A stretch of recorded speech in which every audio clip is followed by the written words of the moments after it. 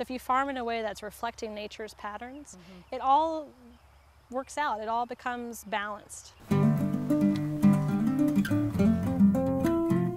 Ellory Kimball is a passionate organic farmer who fell in love with farming at the age of 17. 20 years later, working 7 acres of pristine land and growing fresh vegetables has become a way of life.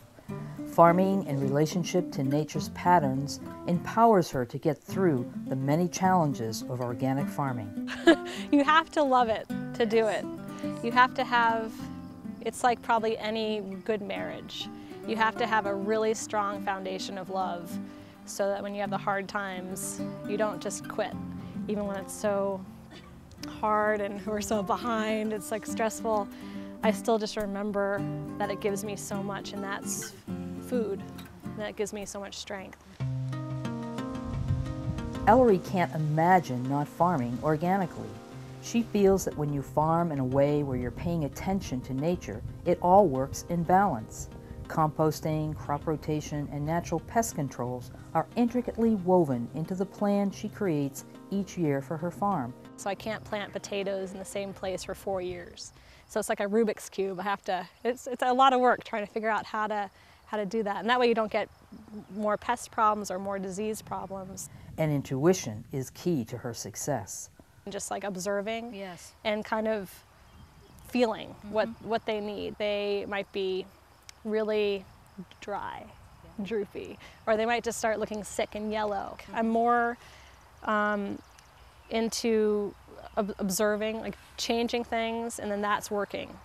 But I'm not asking myself, why? Is this like the nitrogen phosphorus ratio? Although I do learn a lot about that, but that's not how my mind works. It's more of an intuitive process. Okay, so this is basically the potato plant. Ellory mused over the fact that Peruvian farmers grow over 100 varieties of potatoes. With just 7 acres, she's particularly proud of the 8 varieties that she grows. The specifics of growing organically require she keep a vigilant watch over nature's intruders. The potatoes get an insect called the potato beetle, and it has many stages, so I have to just smush those. Right. So you can't really be much of a pacifist as a farmer, unfortunately. There's one right there. Yeah, there's a grown-up. Ellory takes a hands-on approach when it comes to pest control. We do a lot of hand picking of the bugs, because since we're organic, we don't spray any pesticides. That's part of what organic. Those are the rules of organic: no pesticides, no herbicides, no fungicides.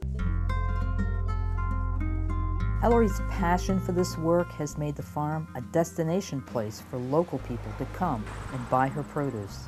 We have a farm stand, so that's really validating. It's wonderful to have people pull into the farm stand and meet the farmer, and you can meet the people that you're feeding. I mean, that's just such a gift. You know, we're not farming in some remote area where we never get to, and mailing our vegetables away. We're meeting these people that are eating our food, and that's a beautiful thing. Restaurants benefit from her labors too. Ellory delivers morning fresh vegetables to more than a dozen establishments in the Boston area. For some chefs, it's a moment of pure elation. I bring in spinach to the chefs, and they look at every leaf. One chef had like a towel out and was laying out each individual spinach leaf so that none of it got bruised. And it was just great to see somebody like really appreciating it. When you farm organically, observation, insight, and practical wisdom all contribute to the success of the work. It's a way of life we need to cherish, preserve, and value. Changes in the season, from fall to winter or spring to summer, are essential parts of the delicate balance of the Earth's resources and all its intelligent plant life forms. We'll have more on Blue Heron Farm later in the show. Now let's take our produce and head to the kitchen where I'll cook up a delicious meal.